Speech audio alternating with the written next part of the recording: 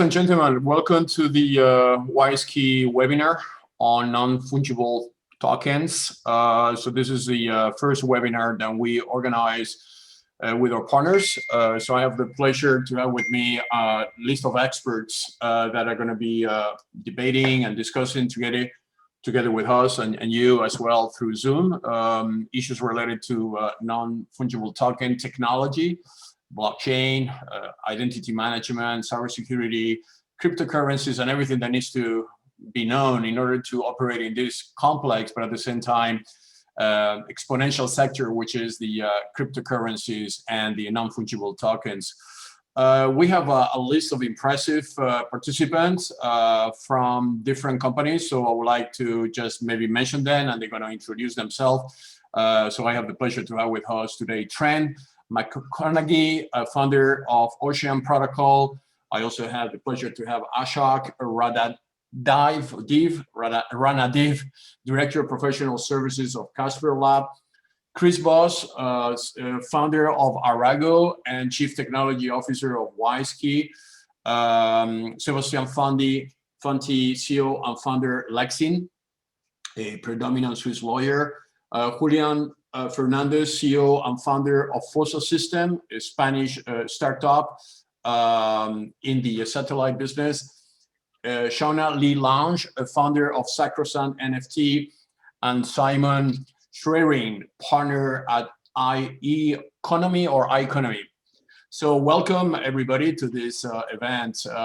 As we doing WISeKey webinars, or focus has been always to create a debate about the things that they are important for each of us in our respective companies, and then discuss about the synergies that among of us we generate by just teaming together. So just as a disclosure, WISeKey has launched partnerships and they are announced. So all the information provided in this webinar is public information. We are a listed company. So all the information that you will be receiving is public information, not confidential information will be distributed. But we have the honor and pleasure to have established partnership agreements with Ocean Protocol, with the CasperLabs, and also with Fossa Systems, Julian companies, on which, by the way, WISeKey has also become an equity investor. So maybe because we only have one lady, and I am very proud that that is the case with us, Shauna, and because Shauna is an NFT expert, very much focused on the luxury segment. Maybe you can give us your background, at the same time explain a bit about your company. So what I would like, if it's possible, each participant to take about 2 minutes introductions of your company, so what you do, and because obviously we have a lot of speakers and we don't want to stay too long. My objective is to cover everything within the next 70 minutes and leave 20 minutes as a wrap up and Q&A. So Shauna, the floor is yours. You are mute, by the way. Thank you so much, Carlos. I'm so happy to be here this morning. I am Shauna Lange from Sacrosanct MFT. We are a full-service art advisory specializing in NFT art, crypto art, and blockchain art, and merging the fields of art and technology. It's a very exciting time to be alive and an exciting time to be in this incredible field. My firm is focused presently on 3 initiatives that we're working on, and those initiatives really all hinge on securitization. They are, first of all, social tokenization as we move towards social tokens. Secondly, digital divide and ensuring access to the internet worldwide. And then thirdly is the piece about due diligence. And due diligence is so critical in the field of the art realm, art and cultural artifacts. Performing that due diligence and making sure one goes through the steps is what I hope to address today. Thank you so much. Thank you, Shauna. Thank you very much. So I would like to move now to Trent. As I mentioned before, we have a partnership agreement with them, and we are together deploying a NFT trading platform, which is going to be launched in a few weeks, together with a cryptocurrency that you can see in my background, which is a cryptocurrency that then we will explain a bit later during the webinar. So Trent, the floor is yours. Sure, it's my pleasure to be here. Hi, everyone. And Ocean is, as mentioned, it's a platform for exchanging data and IP. Been doing data and IP on blockchain since 2013 when we started Ascribe and built that out, targeting digital art. And it's been awesome to see that grow and evolve into what's now the NFT movement. So that's really wonderful to see the flourishing, all towards getting artists compensated and so on. And with Ocean, we took the learnings from Ascribe, et cetera, and focused on IP. But as part of things, we basically built a platform that allows very good price discovery by leveraging all the tools of DeFi, fungible tokens, et cetera. And it works not just data, but other objects as well. And in working with WISeKey, WISeKey has developed excellent technology to connect to physical real-world objects, such as physical art, paintings, sculptures, watches, etc. And so combining that WISeKey technology with Ocean's technology for price discovery, AMM pools, all of that, and our upcoming direct ties to ERC 721, then this will be a very nice combination where I think it'll be really fun for users of that market, doing staking on physical paintings, etc., in an AMM type setting. So my pleasure to be here and engage with everyone here. Thank you, Trent. Thank you. Yes, actually, I was also very impressed about your technical knowledge and your technical team, which is something that sometimes people don't understand the complexity behind these platforms, and in order to maintain them secure and reliable, they need a major players. I mean, this is not something that you just can do overnight and just say I am an NFT player.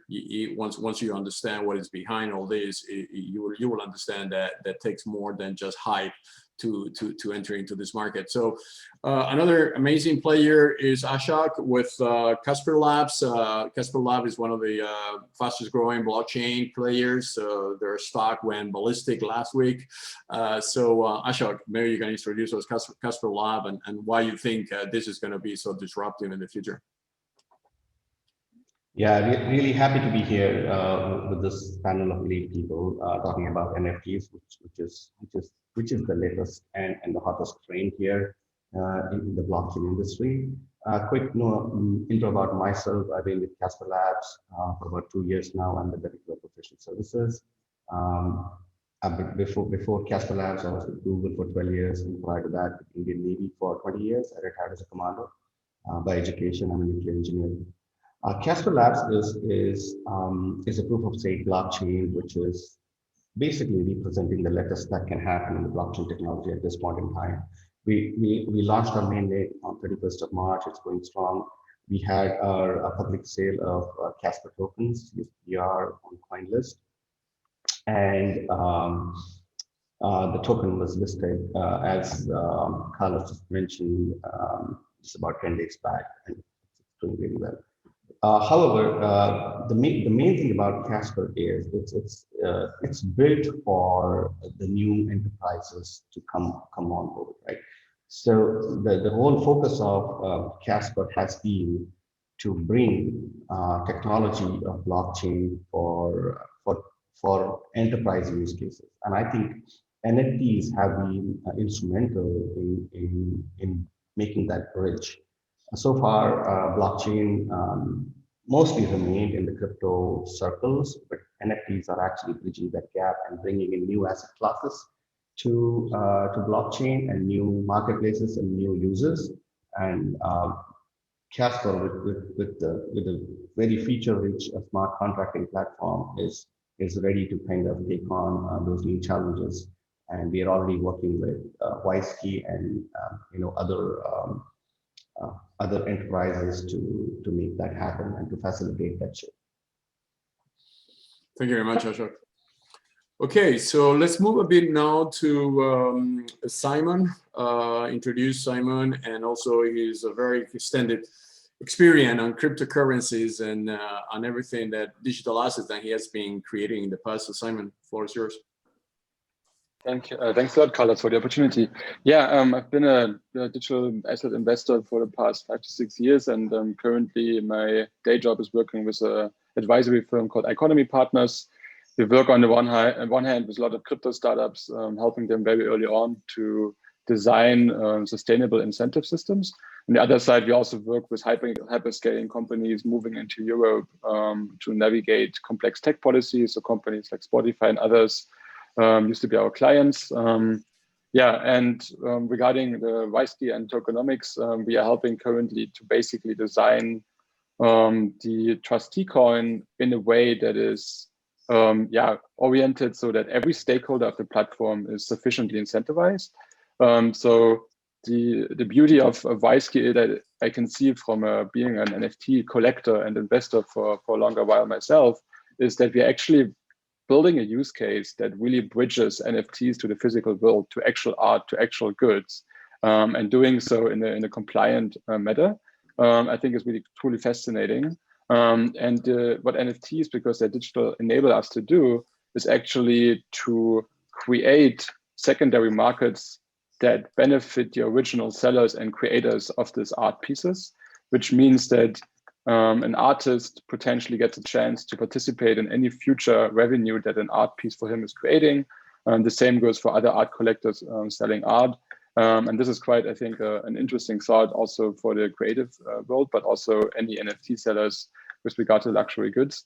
Yeah, and I'm really looking forward to helping to design an ecosystem and a new NFT potential marketplace that really makes everyone benefit from this new era for NFTs that Wyskey is now starting, I think. And I'm really looking forward to see how this matures also with the other strong players here as part of this, I guess, consortia, if you want to call it something like this. Yeah, thanks a lot. Thank you, Simon. It is also a pleasure for me to have you with your experience as part of what we call, actually it's a consortium partnership. So as this is all based on also new legislation, new laws, governments are not yet grasping all the complexities of this new crypto world emerging ahead of us. So we have here one of the leading digital lawyers in Switzerland, Sebastian. The floor is yours. Hello everybody, my name is Sebastian Fanti. I'm the founder and partner for Lexing Switzerland, which is part of the Lexing network. We are now 27 partners in the world working on NFT, but on all emergency in such topics. And now I'm working on different subjects in Switzerland because nobody has really worked hard on NFT, and I have searched before this conference a lot of databases which lawyer has already worked on NFT, and nobody has published interesting papers at the moment. There are a lot of questions that have to be solved, and for the moment you have only these questions without answers. I hope that all my colleagues will work on these topics so that we will have such solutions to propose to everyone who is going forward with this technology. For the moment, we know that there are some subjects that are interesting: intellectual property, competition law, and the durability of the protection about intellectual property. But no court has already taken any decision in Switzerland, because it will depend on the country where you are, and perhaps there will be a forum shopping like for other questions that are emergent questions. And I hope that we will find here in Switzerland a way to promote this technology without having legal rules that are too high level. We need to let technology find the way to prosperity without having too many law rules. In other cases, we have had in Switzerland a lot of comprehension for the people who are developing such technologies. We have it for the Bitcoin, we have it for the blockchain. In our country, you will find interesting legal framework that is really pragmatic And you can come here and found a company and try to get a solution that will be promoted after in the whole world without having too much money to put on the legal rules. And that should be the same for NFT. So that I hope that our parliament will find a solution such as the solution that has been found by the FINMA, which is our financial authority, regulation authority. And I hope that we will have a lot of people coming here because we have an art market that is really important. Even in the Port-Franc in Geneva, you have a lot of beautiful pieces, and I hope that for art, it's really important with NFT. We will find another solution that will be a digital solution for a market that is perhaps safe in our country, which is a neutral country, and not only safe about politics and the way you can come here because it's safe about health and so on, but even if for the legal rules. So I'm working on these solutions that are emerging now, and I try to propose new rules that are light rules, so that the people, they can go forward without having too much to be attentive about the rules that they need to respect. I think we need to develop the products and after to see which are the risks, because if you take the risk at the beginning, you won't do anything because it will cost too much. So we need to go and to see what happens. And according to the experience we do, we should perhaps change the rules to have another scope of protection of the consumers and so on. Thank you, Sebastian. Yes, absolutely. I think that also expands to the European Union legislation and the American legislation, and without even considering the rest of the world. So we are really in new territories here. We'll come back later in specifics on the technology integration into legislation and which one goes first and how we can handle that dispersity. So giving the floor now to Julian. He's not an NFT expert, but he's working with us to send the first ever NFT from space down to the Earth station. So he's the founder and CEO of Fossa System, an amazing startup in Spain. Floor is yours, Julian. Great, thanks Carlos for the introduction, and really it's an honor for me to be here with the rest of incredibly talented and experienced panelists. As you said, I do have a bit of experience with NFT, but really our main area of focus and of interest is satellite systems and satellite connectivity. But it's interesting, and we'll discuss this a bit later, to see how satellites can link to NFTs in this specific role. In fact, we've been working now with WISeKey on the WISeSats, which will be delivering secure IoT communications. And really what we do as a company is develop very robust and decentralized platforms for space. And this is interesting in the sense of, you know, how digital decentralization has come with blockchain and how we can bring it on a global level by using satellites. So as Fossa Systems, now we're established in Spain. We're a startup now with around 11 employees. And what we're dedicating to is launching these Pico satellites into low Earth orbit with rockets like the Falcon 9 by SpaceX to deliver connectivity solutions for a specific end case. And in this case, what we'll discuss a bit later on is how we're bringing NFTs to space. Great, thank you, Julian. This is actually going to be a world first. I'm getting emails and tweets saying you're doing that even before Elon Musk. So it is a reference for the team. So so now we would like to introduce you, Creus. You know him already. He has been many of the Zooms since the beginning of the year. Creus and I, we know each other for many years, and the World Economic Forum in Davos, and we just decided last year to merge our companies. So now Arago and WISeKey are only one company.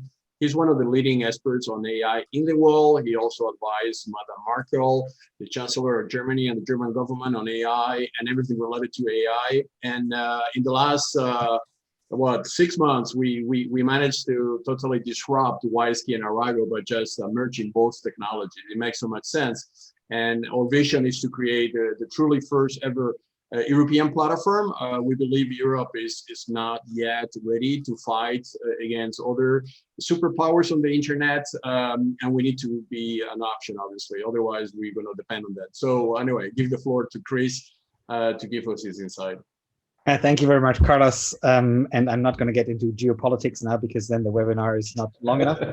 So much to discuss, right? And I've just written an article about it. Anyway, I am deeply involved in AI. I've been doing it for 25 years. I'm now the CTO of WISeKey. And the great thing we're doing at the moment is to put together a marketplace for NFT that can be white labeled for various brands, collectors, luxury good owners, artists, museums, and so on. And because in this world there is so much hot air around NFTs, right? Sometimes you think that why do we bother at all? But I believe that NFTs is a very important connection between the physical and the virtual world. And art is a great place to start because it can involve everybody, and not everybody understands that there's two worlds right now, even if they use both worlds. And what we do now with this platform is to make sure that the real world and the virtual world are actually firmly connected, that there is provenance, that no one can claim that there is an object that doesn't exist, or duplicate objects that should not be duplicated, and all these kind of things are part of the DNA of the platform that we're building. Of course, we have all this experience in handling large transactions, lots of data from the AI world. So the platform is going to launch in the next few weeks, as already announced, including the currency. And it's going to take a multi-chain approach here because we believe that it is really important to get the actual NFT with the provenance and with the proper contracting stored, and have the market where these things are traded separated from this. And this is what we're currently building. I'm not sleeping much, but it's a fantastic time. Absolutely, absolutely. I think we covered well the first round of introductions, and just maybe as for WISeKey point of view, we are a cybersecurity company very focused on IoT. In the last year, we have done several strategic acquisitions. We acquired a semiconductor company in France with the name Volta IC Inside Secure, which help us to start to think about how can we basically authenticate an object in a way that is non-reputable. It means that that object, once it's authenticated, the provenance of that object cannot be disputed. And because WISeKey cybersecurity technology has been used for very high-end applications such as e-voting, issuing national identity cards, KYC compliant for financial institutions. So that technology, which is based on PKI public infrastructure, was designed to handle this kind of complexity. So I think the breakthrough is that we just say, okay, if we are good in certifying a passport or identity card, we should be as good in certifying an object and digitalize the provenance of that object, PDF signing and time stamping, all that process. And sometimes it's very vast, depending the object that you're going to NFT, and then transfer that provenance and that digital certification and digital identity into the NFT. So the NFT becomes basically the digital twin of the original object. Obviously, you can also go 100% digital, and this is fine too if you just create a digital artwork and you want to also be sure that the author digitally signs the artwork. So the same functionality can be done also in the digital files and not only in physical files. But that has been the breakthrough. So suddenly art galleries and museums and collectors starting to call us to say, wow, I don't need to destroy the original to do an NFT, right? Which was the original vision when one of the first NFT was launched by Bansky, then you have to destroy the original. It makes absolutely no sense, obviously. So yes, this technology, it doesn't need to destroy the original. You just need to create a digital twin.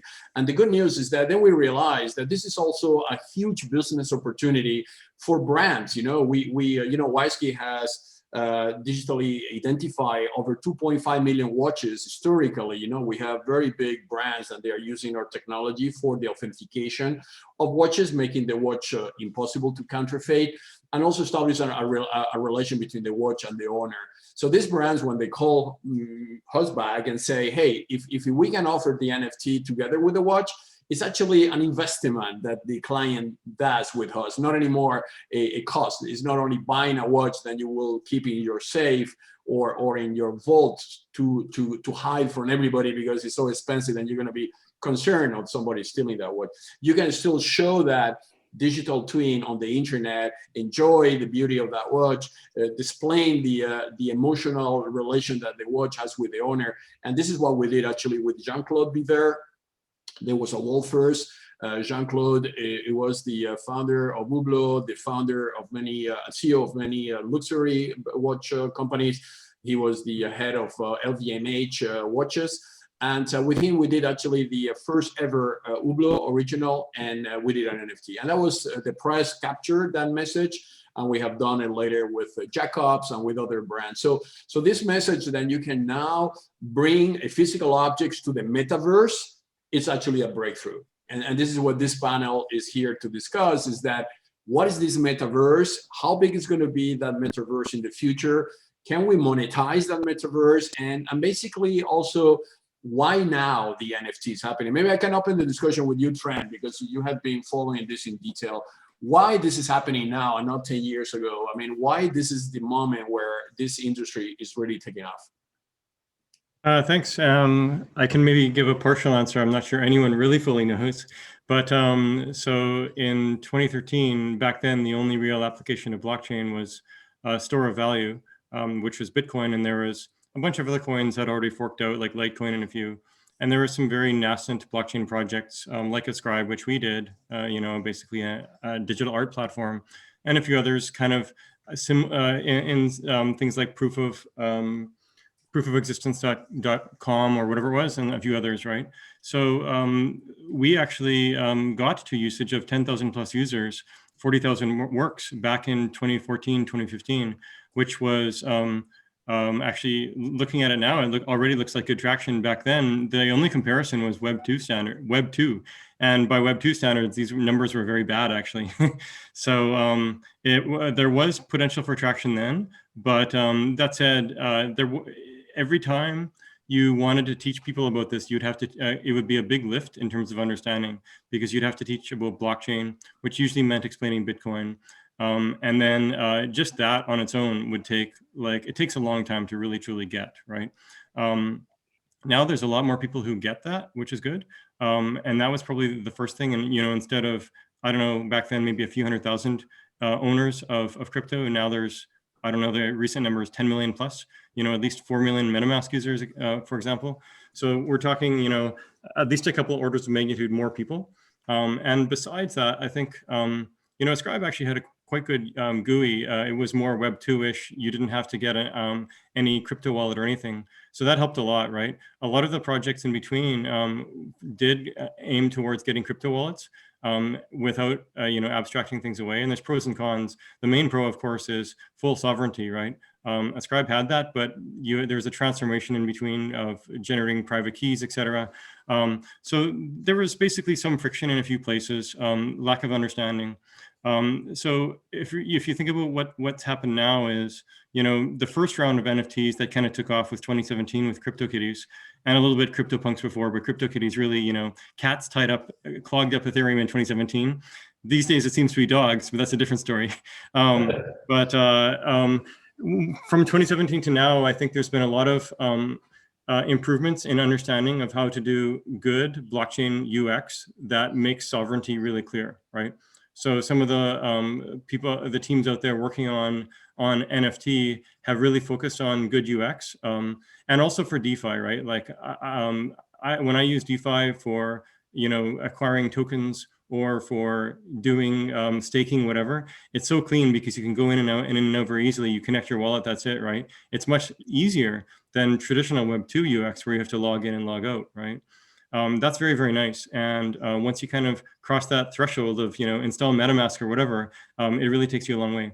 So So there's that as one major incentive, that the technology got better, the number of people that understand blockchain got better, the UXs got better, and they got mature as well for DeFi and for NFT.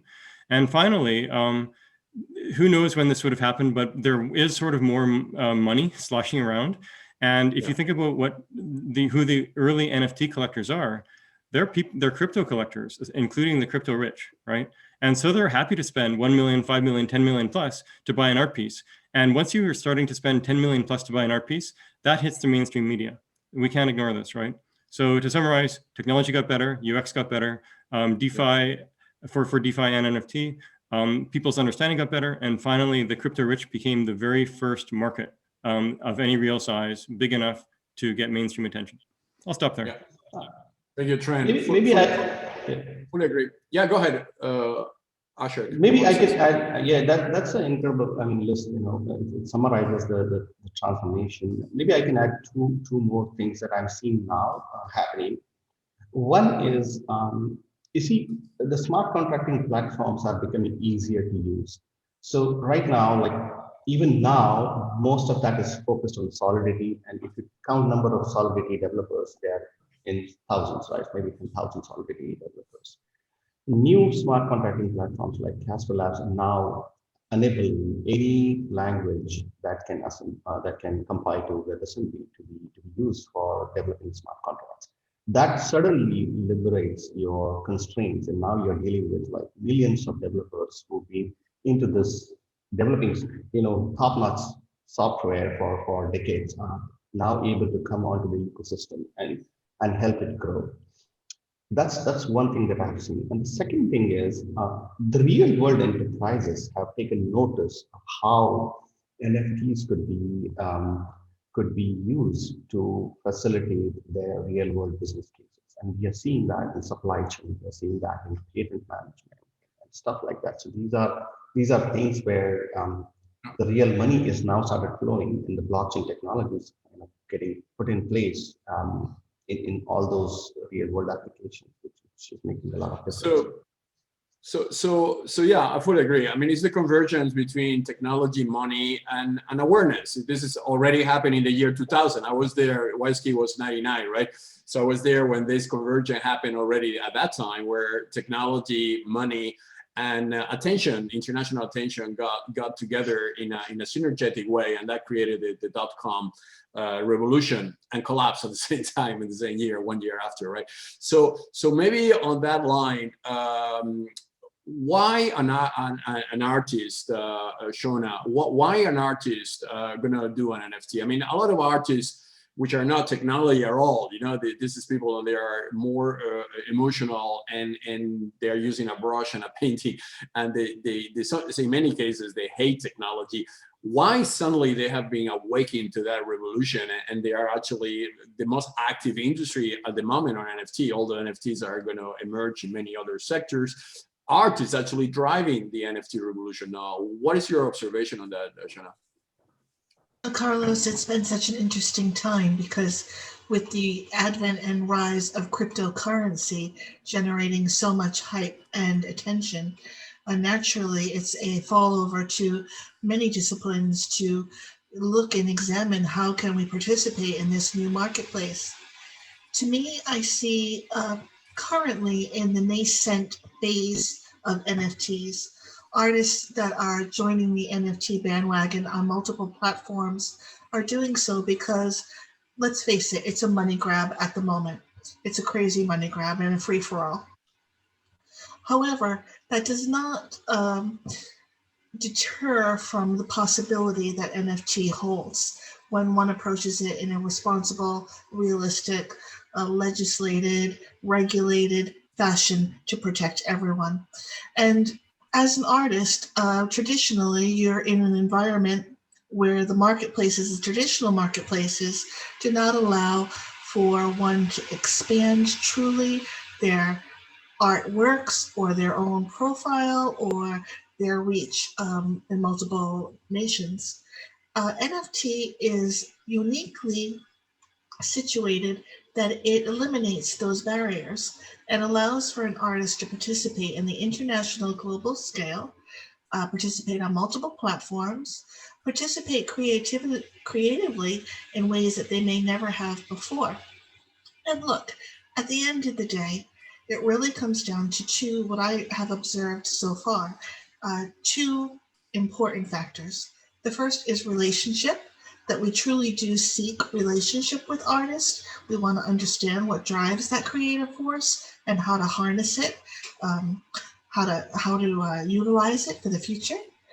So that's important. And the second piece is the piece about trust. The art world traditionally, and the NFT world too, as it turns out, has some challenges in terms of trust. You know, we have to examine certificates of authenticity, we examine provenance, we examine previous sales, and we look at rarity considerations in the art and cultural market. Those will all transition into the NFT market as well. So I think it's about trust, relationship, and I think it's also about access. I'm interested to hear what other people have to say. Thank you very much for now. Yeah, maybe Chris, we are getting questions on the, by the way, we have about 127 participants on this call.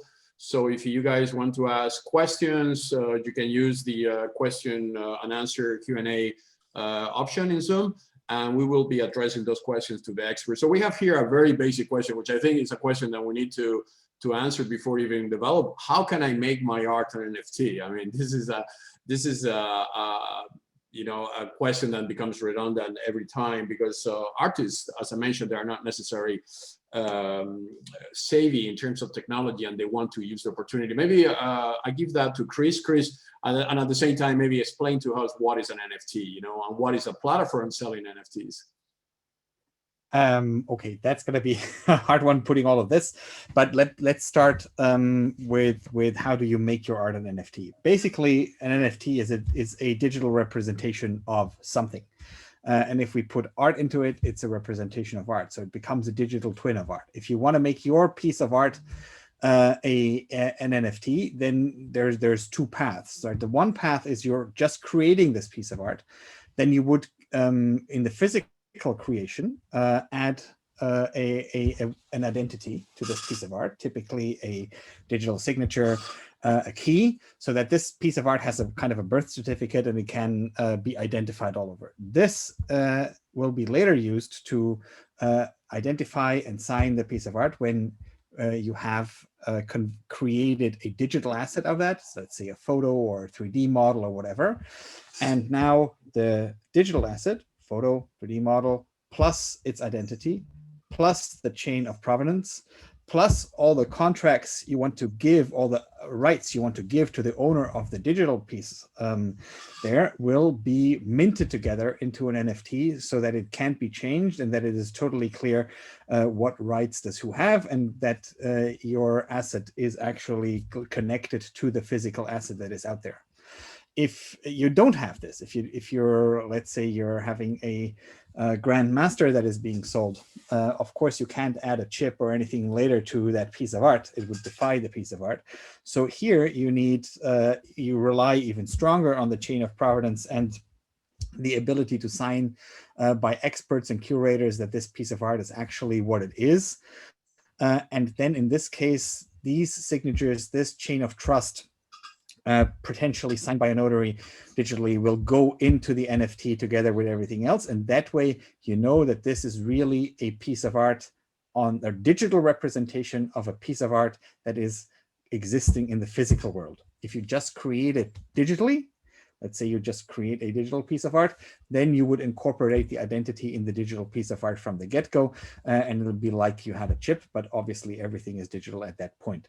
And that way you forever link this original piece to the digital piece that is out there. And by having the contracts, if they are executable automatically, then they'll be smart contracts. And if they're not executable automatically, then they're stored documents and validly signed documents that you can take to court. These contracts will say what that owner of the digital twin or the digital art is, NFT is allowed to do? Like, is he allowed to just look at it or print it just 5 times? Or is he allowed to do an advertising campaign with it? Is he allowed to monetize it? Will he have to share the monetization with someone, right? All these type of things you put in there. And the more contracts you put in there, the more restrictions you put in there, the lower the value of your art that you put out there, because you're controlling everything. And the fewer restrictions you put in there, the higher probably people will bid. I hope that was enough of an explanation, but I think it's yeah, very good. The path towards this will all happen on our platform. If you have a piece of art, we'll guide you through the steps that are necessary and in order to create an NFT for your piece of art. Chris, thank you. You highlight a very interesting point, which is the I will call the convergence between the law, rule of law, and the technology. When you're talking about smart contracts, this is the first question we get from our clients and say, okay, I want to do the NFT of my watch, but what I am giving actually, I mean, and if I buy that NFT, what I'm getting, and how can I reinforce that through, I mean, the smart contracts, you say, could say I can print or I can display the NFT in a virtual gallery. But Sebastian, maybe you're a lawyer and this is a lawyer. How can you structure that? I mean, will be that something that you can go as detailed as you will do in normal law? You know, when you have an IP or a patent right allocation, is that the same process? It's a little bit difficult to answer. I'm notary, I'm public notary too, you know. And if I have bought something that's really expensive, like an NFT that has been sold for $69 million, I will have a double check, you know, like for other things, I'm buying assets that are really expensive. Nobody knows until when the rights on the art are valid, you know. Normally NFT is sensed to be eternal, you know, but the law about art, about the rights for the authors, the intellectual property are limited in the time. So this is the first challenge, because with these arts pieces, you have no limit of time. I have bought some years ago one Banksy, you know. I was so happy to have one Banksy in my office. Nobody knew that it was a real Banksy, but nobody could give me the guarantee that it was a real Banksy. Even the seller has told me, yeah, I make you a certification that means it's a real Banksy, but no insurance company took the risk to insure this piece. That wasn't really expensive, perhaps 8,000 Swiss francs. But for me, that was a problem. And I didn't keep this art piece in my office. I sent it back to the seller, saying, I have no guarantee, I cannot take the risk of non-insurance. And if someone is coming and perhaps it's the fire is in my building and anything else, earthquakes can happen. And what will I do? I have lost a lot of money, the art piece even. And for the moment, you have no other rules that are rules in the time, like for other art pieces. So it doesn't work with NFT. We should change the rules, because if you have bought one art piece and you have paid a lot of money, you won't be happy to be in perhaps 80 years asked to pay a second time because the protection of the artist is only during for this time. I don't know what will happen. The first question is, when will the rights expire? When will they be stopped by something, by someone, or by one organization? So if I was a WIPO now, I should make a conference about all these topics. I should ask all experts to join and to find a convention about these assets.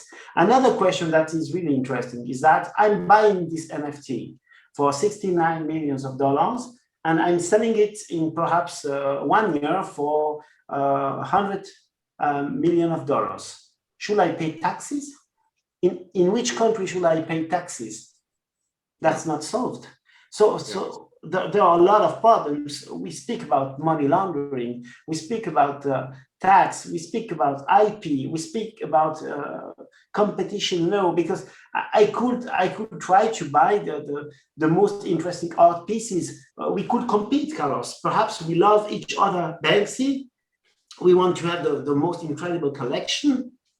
we fight to get all art pieces. The prices are going up, and then in the end, our art pieces, they won't be in a museum because I don't want to share, perhaps, or they be. But who is taking the risk to insure it if I want to show them?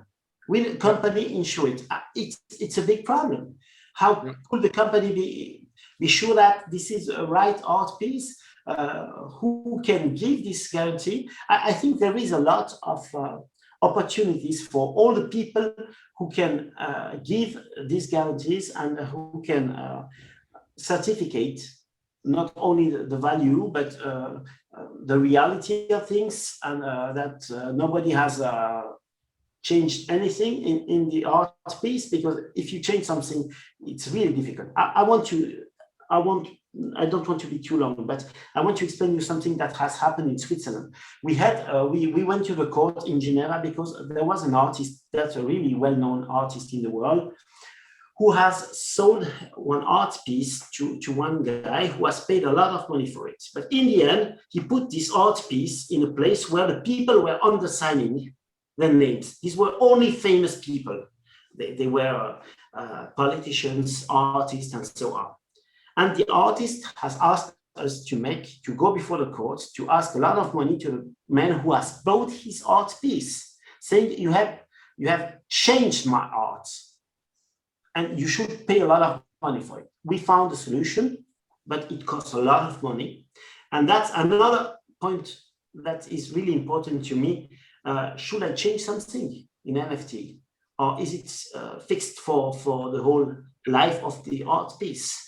We should find a solution, because if you don't find a solution, you cannot change anything. You have no rights at the moment. So our rules are not really in adequacy with what NFT are. Yeah, fully agree. I think your point of having somebody like WIPO, World Intellectual Property Organization, reviewing the legal nuance about the NFT is totally necessary. Questions like if I do an NFT of a product I buy, like I will do it, eBay has announced an NFT platform. Do I need to ask permission to the brand to do the NFT of the product? Is that my product, or is that the brand product? I mean, there's totally a great area right there, because normally if you buy a product, I buy a very expensive jewelry or whatever, and I sell it on eBay, I don't need to go and ask permission to the brand. Is that NFT different?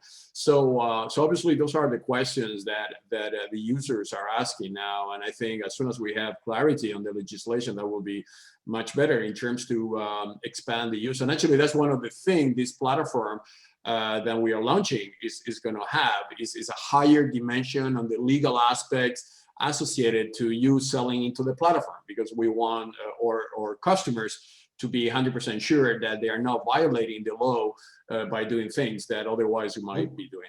So on that, and brings me to another very important area is how I pay those NFTs. Do I use cryptocurrency? Do I use fiat?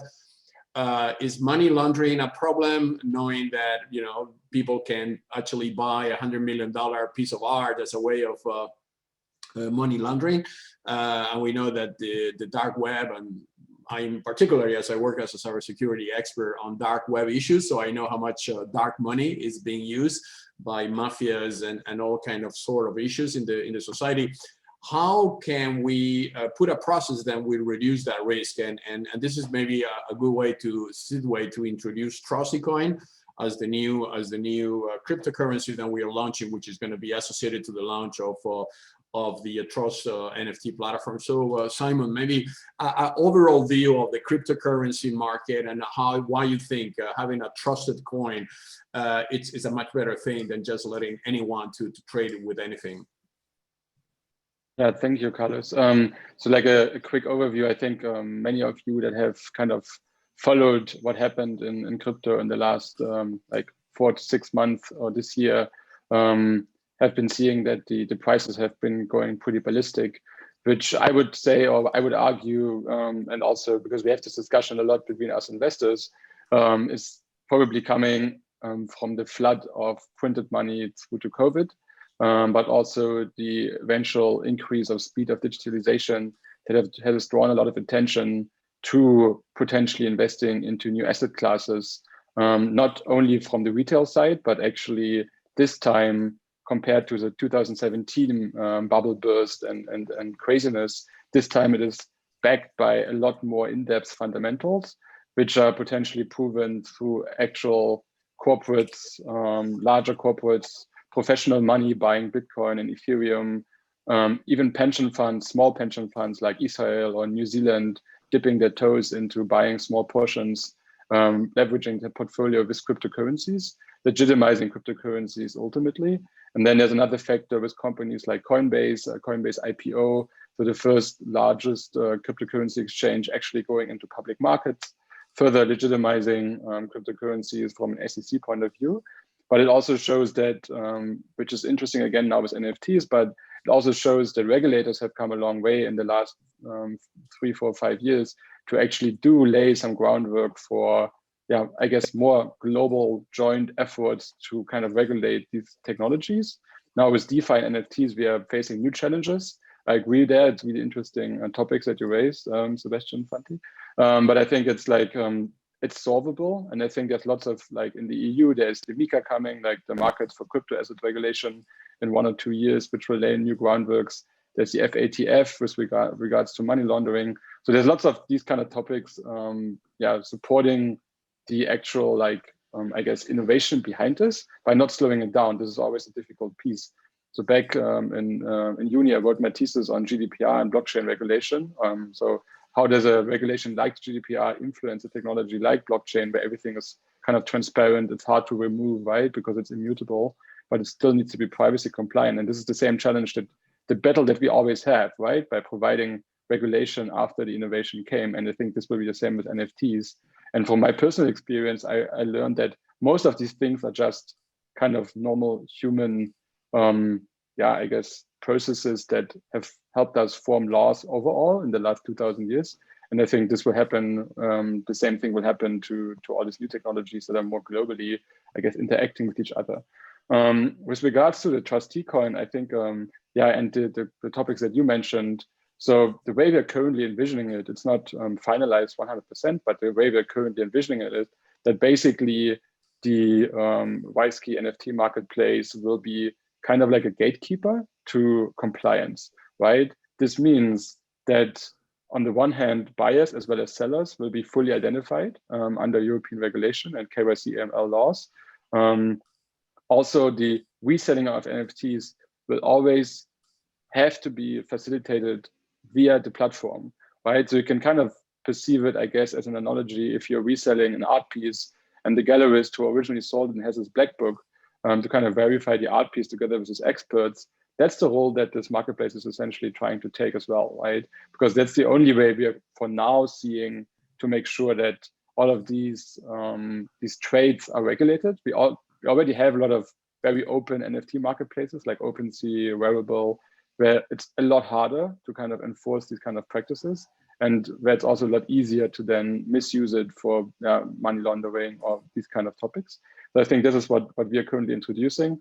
With regards to the trustee coin, we are envisioning that also the NFTs will be bought within these with only trustee coins.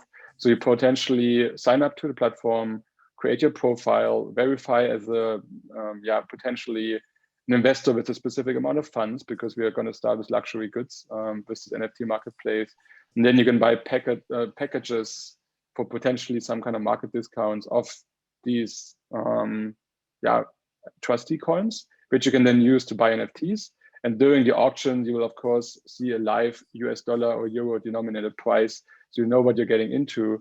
But this, of course, again, holds a few challenges with regards to how the trustee coin will be traded on open markets compared to the price differences that are going to be created through actually selling NFTs, right? So this is some interesting dynamics that we are still like modeling out and thinking about.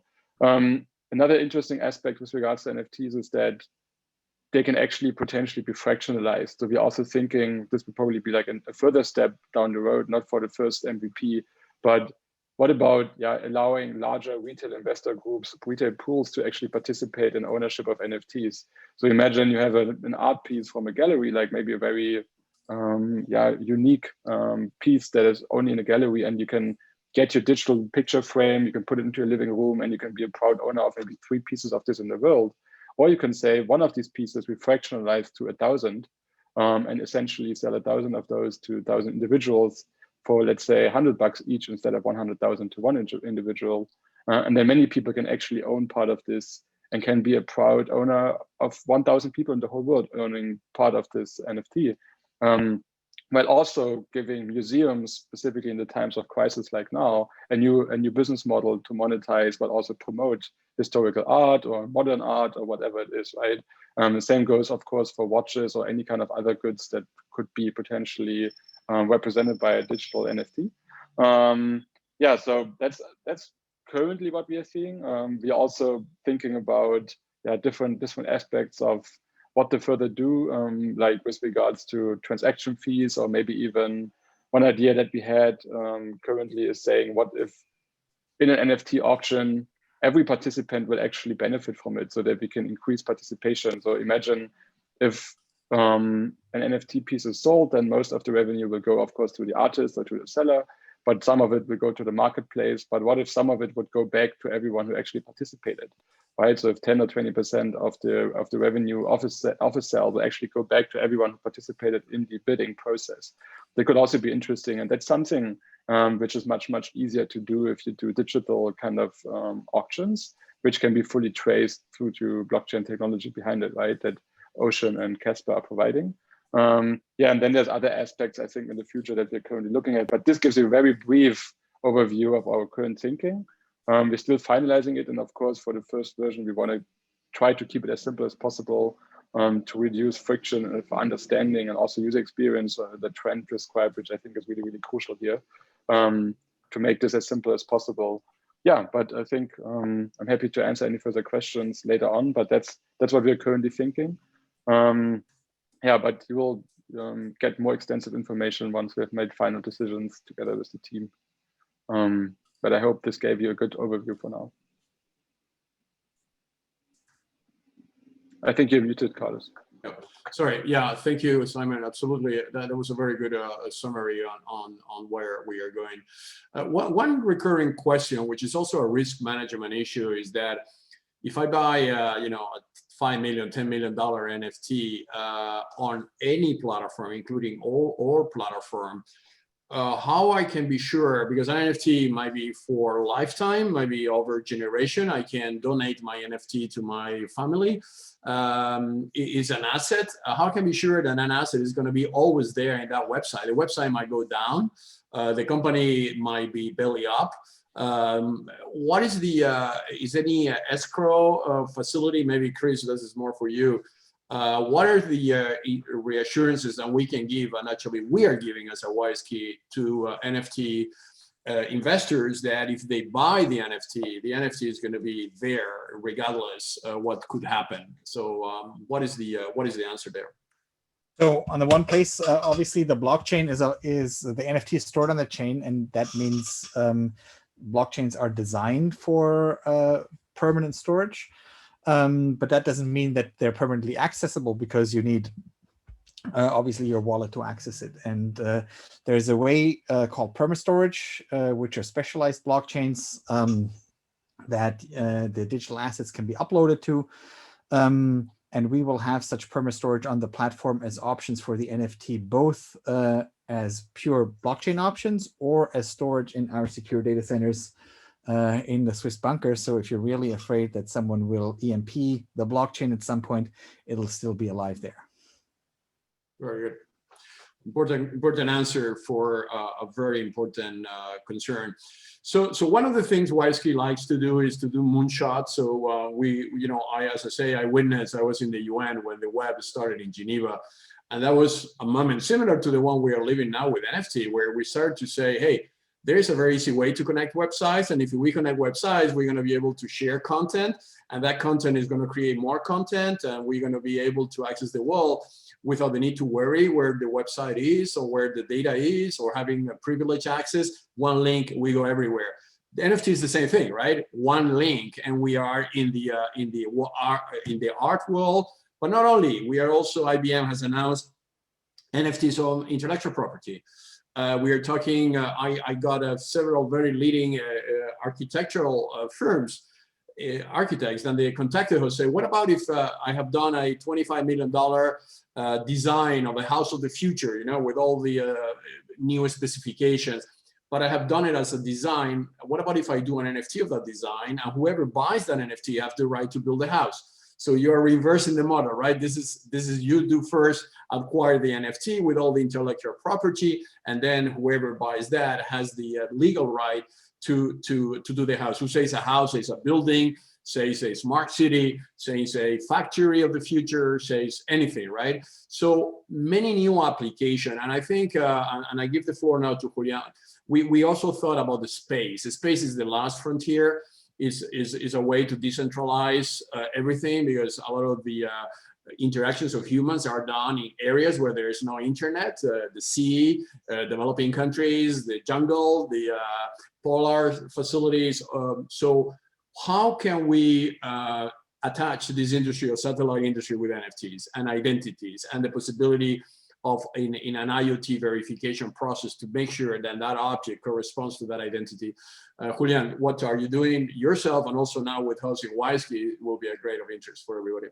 It's a good point to bring up in this context. I'll give a bit of introduction over the space industry and how this links. Traditionally, space has been a very complex market to get into. You have very, very large investments to launch a satellite, very large companies, Airbus, Thales Alenia. You have very large corporations or military groups and governments which were able to access space, and this has set a huge barrier for people able to use space, because up until now, if you wanted to launch a satellite, you had to pay a huge amount and wait several years. And so one trend which we observed over the last decade, 2 decades, is how we have an exponentially increased number of connected devices, and the predictions are insane. We're going to have billions and billions of IoT connected devices in the future, because it's inevitable. Data is driving our world, and we need to stay connected to collect and analyze this data. And one problem which we're having now is we're generating a lot of data, but we don't have efficient ways to collect it and then to analyze it, which is a bit more where Chris will come in regarding AI. But with regards to data collection, one problem we have in the world is a large majority of our world is not connected. Even backhaul networks like 2G and GSM don't reach every part of the world, and you have huge spots uncovered, such as in the maritime industry, in third world countries. There's a very big limitation for connectivity. And so space is actually a very, very efficient and inexpensive way to set up distributed networks of space-based cell phone towers, if you want to put it that way.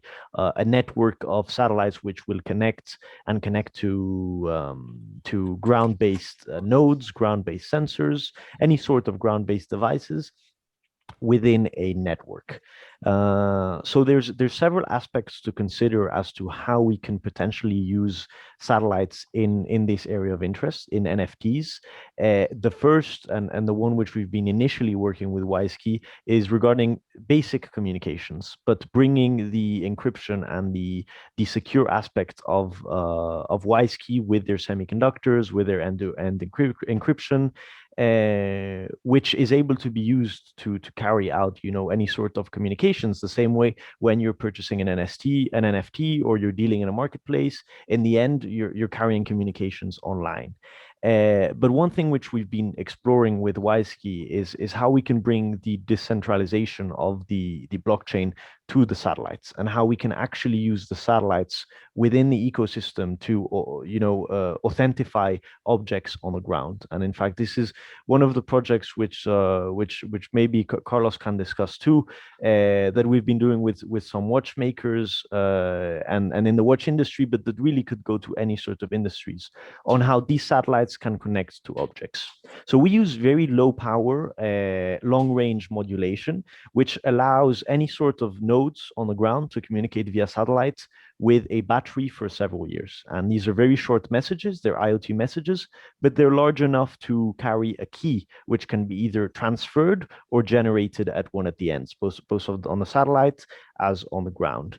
And so this allows any sort of devices to be injected with a key and to carry out telecommunications, to carry out a connection without the need of large infrastructure.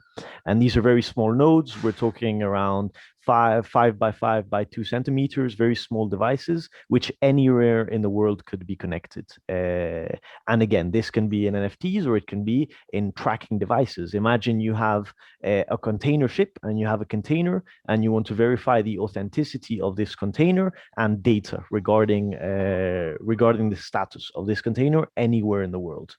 So I think it's really adding a physical connectivity layer to this, where not only you have all the backend and the software and the parts which I'm not that much of an expert in, but you're also bringing the decentralization to the full network itself. And this is something which I think has huge potential. And in fact, I'm happy to be working with WISeKey on this area.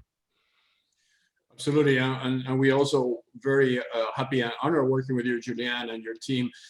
Again, the vision is what Julian is saying. We are connecting 1 trillion objects to the internet by the year 2030.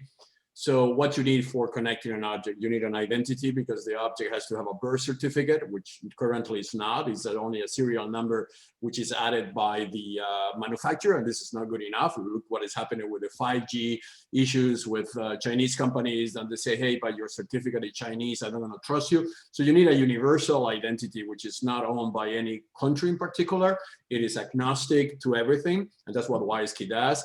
Then you need a microchip, because you have to store that identity somewhere, right, in order to power that object, which is what we do as well with the cryptographic chips, the secure elements that we do.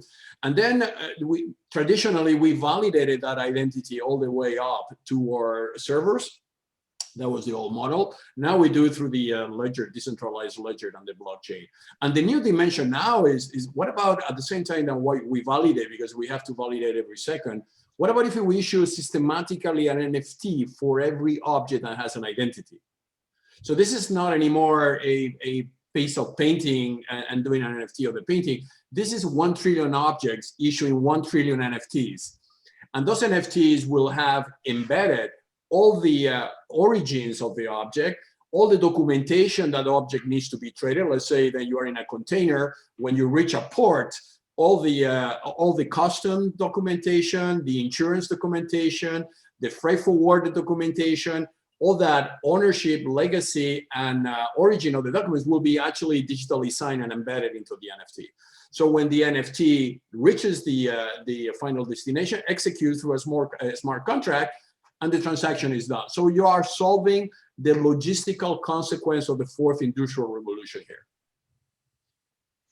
So this is beyond art, it's beyond everything. And that's why you need to have cybersecurity companies with a very strong DNA on security, because that's what it's all about. You know, if you are able to compromise that infrastructure, everything will collapse, right? And this is the big opportunity here with you guys, is that we build that together, right?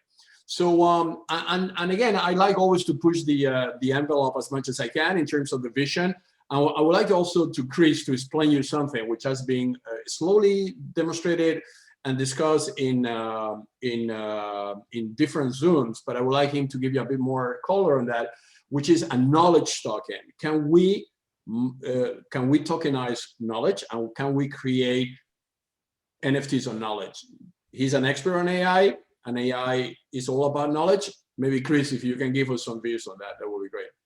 And this is the future, right? I've already put this in the Q&A because someone asked, what if I could tokenize myself? And I answered, what about if you could tokenize your experience? Meaning let's take something basic that everybody knows, right? You tokenize the fact that if you see a tiger in the jungle, you go and run in order to survive, right? If everybody who had that token would pay you a bit of money and would thus survive tigers in the jungle, that would be a complete win-win situation. Now, if we roll this out to the world of business, right? The question, I cannot earn more money if I am not present, or if I go through a painful process, which is writing a software, creating a company, and so on, that limits talent a lot today. And we don't have enough experience and talent in the world. And everybody has experience that is worth sharing. And depending on where it can be applied, it actually makes sense. So that is something that we're thinking about and putting out there. If I can tokenize your experience, I could give that experience to an artificial intelligence and make the AI reuse your experience in the context where you don't have to be present, but where you would be paid every time you contribute to a solution, right? That is truly moving away from an industrial society where you're paid for being present somewhere to a society where you're being paid for having experience. And I hope this would get us back to being more curious people again. Absolutely. Excellent idea. Excellent idea. So maybe as we have now maybe another 20 minutes, I would like just to invite the questions to keep coming so we can answer as many as we can. I also thank you, the participant, because you're answering many of the questions also online as well. And maybe go back to you, to Shauna, because I think the end user experience is so important. What will be your recommendation to us as developers? What we need to take into consideration to really satisfy this need of the art community? What are their concerns? Did we answer the concerns in this event? Or do you think there are other things that we need to know in order to adapt as much as possible to the concrete reality that is in this field and you know so well? Carlos, I think that's such an important question and a difficult question to answer. I'm very concerned about those with access and what that means in terms of societal groups of people and the further potentiality of dividing people via access. So if I happen to live in the United States and I happen to be educated and I happen to be possibly white and I have wonderful computing tools in front of me and I can go to the local Best Buy to obtain them, or I can go to Amazon and buy them, I have a great deal of access. And if I can call Creus or Sebastian or Julian, I have even more access. So that the component about the knowledge that Chris touched on earlier and the possibility of using AI in terms of experience, I would much rather see applied in terms of education. The amount of time and effort that's required to ramp up to a very quickly changing scope and environment is astronomical, as we all know on this panel. And many of the participants, I'm sure, can share in that sentiment. But we have the interest and the curiosity to pursue it. And we're gifted with that curiosity, that natural curiosity. And that's not the case for a great number of people. So I think to be thinking ahead of time in terms of how are we going to bridge that divide, that digital divide, in terms of education and access? How are we going to address communities of people that don't have the wherewithal to navigate this space, or even the wherewithal to contemplate the future implications, I think is a very serious business. And I hope that we all move to that direction as much as possible. How we get there, I'm not quite sure I have a roadmap for yet, but certainly, even in terms, if I could just add quickly, even in terms of literacy, in terms of financial literacy, I could know how to mint and tokenize an NFT, and I could be very good at it. But if I don't understand the core concepts of DeFi or cryptocurrency, then I'm minting and tokenizing something on a day when Ether is at 13,000, when I could be minting and tokenizing on a day when Ether is 68,000. So I think those two pieces really do go hand in hand. The financial literacy, the technology literacy, and then also the literacy in terms of how do we use this for human growth overall. Thank you very much. I think is a very interesting point on the financial literacy, because that's what Simon just raised before, right? I mean, this is very new for a lot of people. Everybody is excited because the gains has been so phenomenal on I remember when Bitcoin was at the beginning, where we were talking in Davos, and you know, and nobody realized, and I mean, some people did realize, so not everybody, about the potential here. So yes, absolutely. I want to ask you, Ashok, one of the questions that, I mean, again, we are projecting in this webinar the future in terms of how big this could be. Happened in the year 2000, just again with the websites, they immediately exploded, and then Google emerged as the winner because he was the only one able to index all that, right? And give you, what is the kill app here? I mean, what is going to be the thing that will make this, again, a revolutionary phase on the technology environment, and how your blockchain can scale up, because scaling is very important. I mean, if we're going to talking about connecting 1 trillion objects to the blockchain, is your blockchain ready to cope with that? I mean, what keeps you alerted towards the potential exponential growth of this technology? Yeah, I think those are very very relevant questions, and you know, as technology is now changing, and a bit connects with, you know, Shauna's earlier point as well. Like when you mentioned that, you know, Ethereum could be as volatile that it can be changing 200% in a day. Real worlds, when they come to do businesses, they need stability, they need predictability. They want to know what is my cost of doing business, right? And that's kind of talks to, you know, how do we stabilize, how do we make it predictable for real world businesses to come to this blockchain technology and start using it in a manner that that helps them do their business.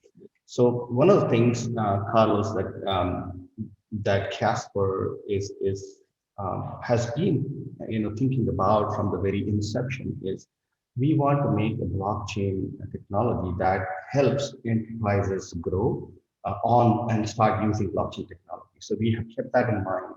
We have thought about making a very predictable, stable, you know, gas model. So that's, for example, one important aspect of making sure that more and more enterprises come and access the technology. Proof of stake technology, you know, by very design, is much more scalable as compared to you know, the current technology of proof of work that we are using. So that at a technology layer, we are solving the problem of scaling. But of course, going to trillions of devices is something, a different challenge. We need to think together as to how do we do trillions of devices, right? There needs to be some understanding of how technologies can merge, how we can merge offline and online together, and that is something that Casper has been solving as well. You know, you talked about the patent marketplace. So we have actually, you know, a real world example now where we have kind of merged offline and online together in a way that it's more scalable. So that's the second aspect. The third aspect, which we did not talk about it here, is energy consumption and making it environmentally friendly, right? If you compare the Bitcoin and Ethereum with the new technology of Casper, the energy consumption in itself is, you know, the efficiency that we are getting by using proof of stake technology at Casper is phenomenal. If I give you the numbers, Bitcoin uses something like 95 trillion watt per year. Ethereum is in the range of 200,000, whereas Casper technology with the current 100 nodes, with much better scalability and much higher throughput is 0.000175. So Bitcoin is like more than 500,000 times more, costly in terms of energy to use, just as a data point, right? So if we are scaling up and using trillions of devices, we need to keep these real issues in mind. What would be the energy consumption? How many transactions? How can we really use it? And I think a technology like Casper is really going to be helpful in solving these challenges. So we have to make that mind shift now, and I'm seeing that because the number of enterprises that are coming to Casper to discuss use of NFTs and in their real world use cases, supply chain, data management, and arts, as you're saying, is phenomenal. Thank you very much, Ashok. Actually, you framed a question I wanted to ask you guys about the energy consumption, as there's a lot of debate about that. I mean, one of the things, the way to see that is how much do the analog financial world uses in terms of energy to maintain banks, data centers, traders, stock exchanges, and if you calculate that energy consumption against what's going to be the replacement, right, on the digital economy, you might be actually saving a lot of money and a lot of energy. But this is an interesting discussion, which needs to be taken very seriously, as we don't have more margin of error there in that industry. Obviously, the innovation is. And just one comment. Yeah. Go ahead. Just one quick comment on what Shauna mentioned in terms of access, right? As we see that the technology becomes more and more easy to use, the access kind of liberates. There is, of course, I get your point that there is a focused intervention required in terms of educating, and particularly those who don't have quick access. But if we think about it, a painting like Mona Lisa kept in Louvre, how many people can access it, right? As against that, now you have an NFT, or I mean, the access grows with the use of technology. It's just that we have to be conscious of your point that not everybody has the same level of access, and how can we make it even? Yeah. Again, and this is a very important point on the what you say about Mona Lisa, the art, is that. I was talking the other day, a very famous digital artist, and said to me, when somebody will buy my NFT, the technology, the future technology will allow that NFT to be represented in so many different ways. I could, for instance, create a 3D hologram in the middle of my living room of future technology, which is not yet there, because I own the digital right of that technology, right? So that's the beauty of NFT. We are at the beginning of unleashing the potential this new technology has. So if you acquire the rights, you're also acquiring the future rights. Trent, about scalability and the Internet of Things, and how this wall is going to catch with the other, your views are important there too. Yeah, actually, that wasn't going to be my comment. Definitely, the scalability is coming, right? I mean, there's been a lot of discussion and work over the years. And I think the thing that really has finally broken through is people realizing that EVM is very useful, and it's a very, it's getting adopted then with many chains. So it's really great to see Casper and other chains going the EVM route. While at the same time, things like WASM, et cetera, are going along. So different sorts of virtual machines for different things. What I did want to focus on actually was some of the discussion around digital versus physical. And I want to sort of equip the audience with a mental model that helps to unify this and tie in questions around intellectual property. Here's the mental model. Ownership is access control, whether physical or mental. So I'll give an example here. So if you go and buy a painting, you walk into a gallery, you pay the gallerist, $500, $5,000. He gives you the painting, you walk out, right? And then basically, if you hold it, you own it, right? That's how it works. Same thing for a $100 bill or whatever. So ownership of real world objects is defined through physical access control. And this is real benefits. It's a simple mental model. It protects the owner. Transfer of ownership is easy, right?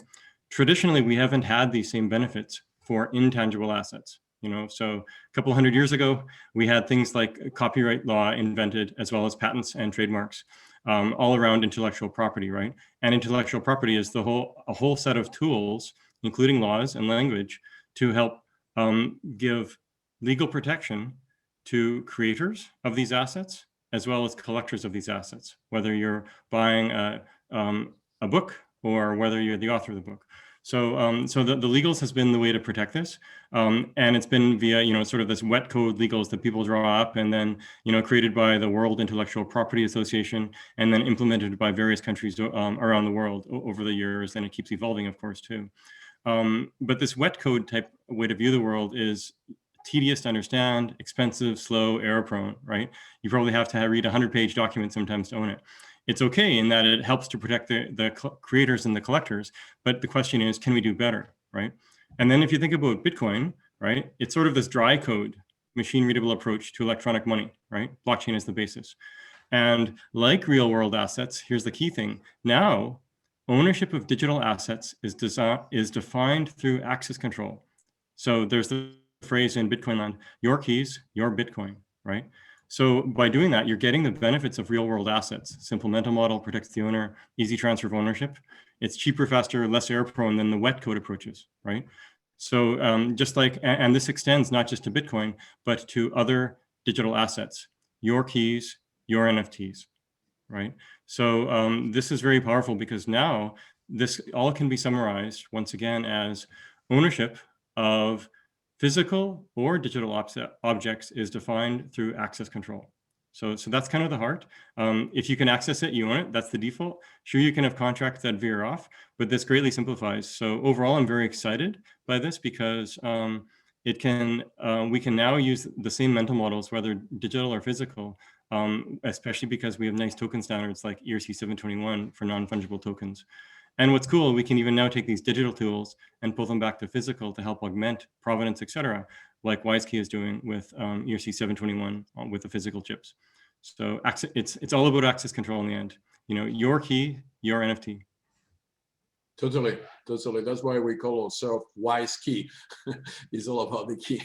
But by the way, one interesting thing I learned during these months of NFT and talking to a lot of people is that the new generation, I mean, millennials and the new generations ahead of that, they are paying less value to physical objects, to own a physical object. In my generation, owning a Ferrari and a watch, that was a big thing, right? In this current generation, actually we had a very interesting feedback from the watch industry where young people say, no, I only want to buy the NFT. I don't want to buy the original. And actually, we were surprised because the NFT was $80,000, and they said, "Why are you not going to buy the original?" And they said because the original is actually putting pressure in the sustainability wall, right? You have to find diamonds and gold and platinum. And you have to kill animals to make the wrist in crocodile, and we don't need all that. We just need to have the ownership of the digital. Because I want to show to my girlfriend or to my father or to my mother, to my boyfriend, that I own that digital part, and that digital part is good enough.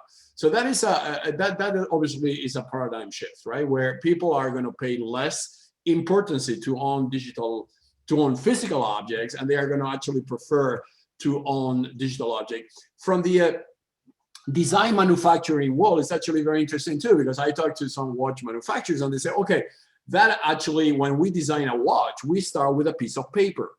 So that piece of paper now can go directly to the digital world without going to the product. So that means that you can create an NFT with a next generation watch, or where the products like gold, diamonds, and design are not going to be the limitation anymore. You can use time stamping, nuclear watches. I mean, you can create all this kind of mechanism, quantum technology that will power the watch of the future, which will never be a product. So this new dimension of everything digital is actually very, very, very interesting and part of the revolution of the NFT. So we are reaching the end of the webinar. I just want to, maybe as a closing remark, which is normally what I like to do, is just each of you, just few remarks, for closing remarks about how you see this going and what are your impressions about it. Just 2 minutes each, and then we close, and as we are getting nearly 1 hour and a half. So I start with Ashok, and then I will keep telling you the names of the person. Yeah, go ahead, please. Thanks a lot. It has been a pleasure to be part of this incredibly talented group of people discussing, the future of technology. I totally agree with what we have understood as that we are sitting on an inflection point at this point in time of more and more NFT and getting into the ecosystem, and we are actually breaking through the barriers right now and getting more different asset classes, and users to create an ecosystem that's going to be incredibly useful for all of us. That's certainly what I see. I am glad that Casper is playing a role in this revolution with the new technology that we are bringing in, with predictable and stable gas fees, a more energy efficient blockchain, and a smart contracting platform that has incredibly good number of features which enterprises can use. We are working with great people, partners like WISeKey to bring this technology, and I'm really happy to be here at this point in time, contributing to this revolution. Thank you so much.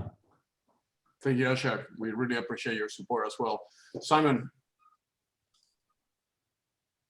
Yes, thank you very much for this opportunity today. I'm looking really forward to building this out together. And I think what I really like is I think I would consider Switzerland as part of Europe. And I think that the European mindset and values and bringing those to a marketplace like this, I think is very something very cool and novel that we can do and that we should do, I think. And that's what I also found fascinating about GDPR, for example.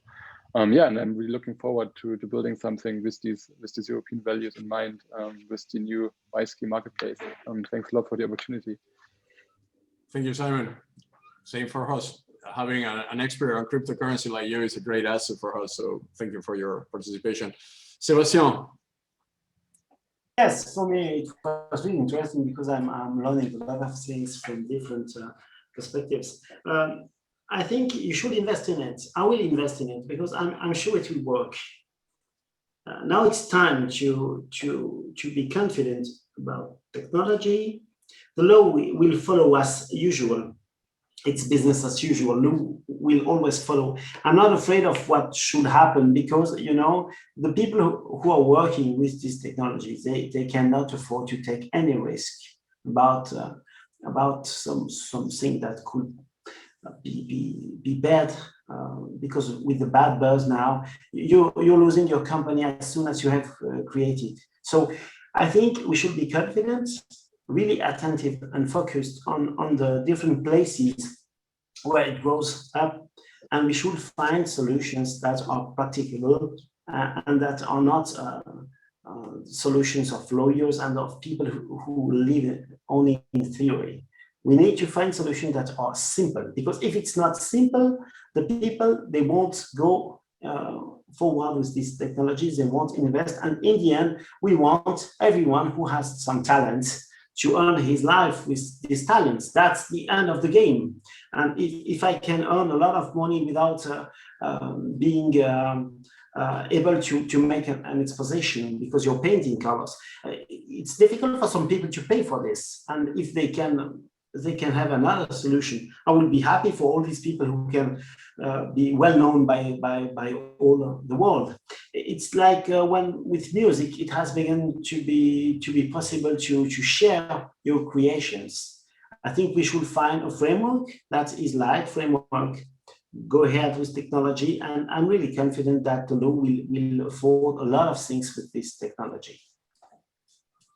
Thank you, Sebastian. We will look forward to continue working with you, especially also on the legislation part. I think this is going to be a major, especially following the Simon view about Switzerland and Europe playing a major role here. I think the fact that Europe has GDPR, EIDAS, and many other legislations which are protecting the individual privacy and personal data, all that applies very well to this new universe that we are all discussing here. So it will be great to continue working with you. So Trent, please. Sure. So given that you had asked for sort of a forward-looking picture of the world, I'll give sort of a two-step process and a bonus step. Step one, tokenize all the things. tokenize all the data, tokenize all the art, tokenize XYZ.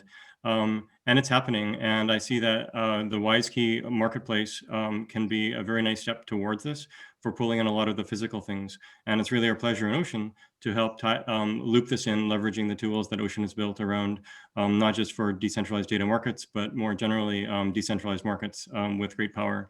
So that's the first thing, tokenize all the things. After that comes to a certain level, people will start to realize the following. It only exists if it's on the blockchain. And that might sound crazy right now, but what is reality, right? What is, everyone has a different perception of the world. So whose perception do you trust? Well, the one thing that if you have a shared understanding of the world, then that's the thing to trust. Where's that shared understanding? Well, how about a global database with 10,000 copies, right? So it only exists if it's on the blockchain is going to be a very, very useful concept for all the tokens, for all the identities, etc.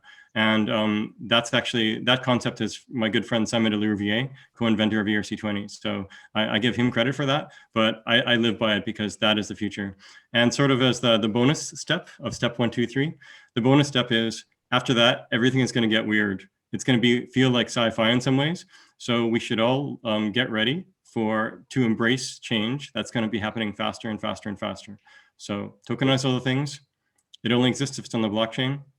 Look forward to the weird and fun sci-fi future. Trent, amazing vision. Absolutely. I will add that and just decentralized data from silos, right? Because that will be a major endeavor as well. The data of the world is on silos. We are in Geneva, has all the major international bodies. We have WHO, we have WIPO, we have ITU.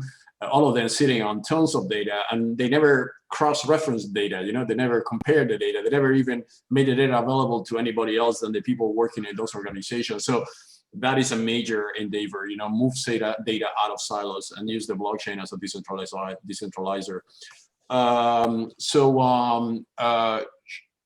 Yeah, I think we have Shauna now. Your turn, please. Sure.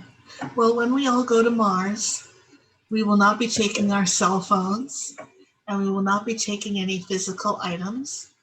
They will reside in a technological form, maybe on our watch, maybe on a chip that's been embedded in each of us. When we live on Mars, we will pursue the pursuit of beauty, and we will be using AI in order to stabilize infrastructure for a very unstable world. We will look forward to other planets, other universes. We'll continue our space exploration. And all of that will be built on a chain of trust where digital data is concrete and resolute. And I can't wait. Thank you very much. Beautiful vision, and actually a good opening for Julian. He will help us to achieve that. He's the youngest on all this team and already in space. So, just to tell a story about Julian. Julian was a teenager, when he was still going to the school, and he created his first Pico satellite out of products that he bought from the internet. So that's how he started to create his own satellite. I mean, this is an amazing inspiration for young people that in our days, everything is possible. You just need to have the willingness and inspiration to do. Julian, the floor is yours. That's a great opening, Shauna, and I think I'll also make reference to what Trent was saying. Decentralize all the things. I mentioned this before, but we've decentralized the blockchain as in the management and the storage level. And I said this before, but let's also decentralize the physical layer, the layer which allows us to access the blockchain and to use the blockchain.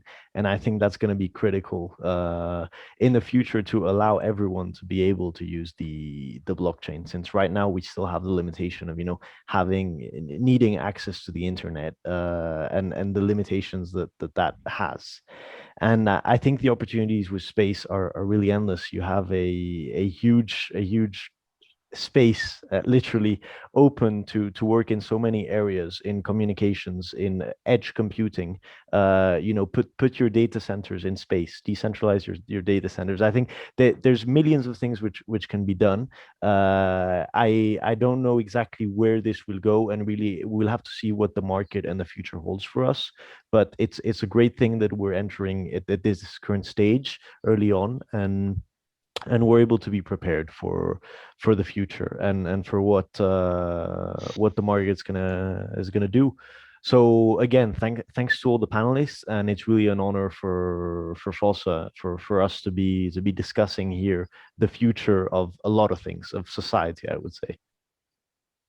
Thank you very much, everybody, for your time and amazing participation. You know, I was, my entire career when I was in the UN and after WISeKey, I was actually decentralizing the human identity, because I was very concerned that identity cannot be owned by anybody else, by the human itself. I mean, it's our identity, it's who we are, is what we are doing, it's our DNA, it's everything that corresponds to us. Why I want Facebook or Twitter or anybody else to take care of that function is my function, it's my ownership, and it's under my consent. And now with the blockchain, with the decentralization, this vision is becoming reality, because now we have the technology that will basically fundament. I remember Tillmans Lee's vision was to decentralize the world already 33 years ago. He did not succeed it because the economic forces basically gated the internet. They create those kind of private environments where the data only circulates inside, like those social media platforms and other. We are in the generation of undoing that and putting back again the control into the person. And by putting the control into the person under its consent, we can tokenize everything and we can decentralize everything. So maybe this is the beginning, and maybe this webinar in a few years' time will be viewed as the beginning of that movement. So thank you, everybody, for your attention. Thank you for the 100 and something participants and cope with us for nearly 1 hour, more than 1 hour and 40 minutes. I know those Zooms are very long, and I apologize for being that long, but I think the subject is fascinating, and I think we have an amazing team here with us, so it was worth to stay with us. So thank you very much, and we will convene again. I think the platform is going to be launched in 2 weeks. The cryptocurrency as well will be launched around the same time, maybe a bit more. Anyway, by the end of June, we should be ready. And it will be a good time to give the progress report and demonstrate it that this is working and that we are at the beginning of tokenizing the world through NFT. So thank you very much. Thank you, everybody, for your attention. It was great to have you. Thank you. Thank you, everyone. Bye-bye. Thank you.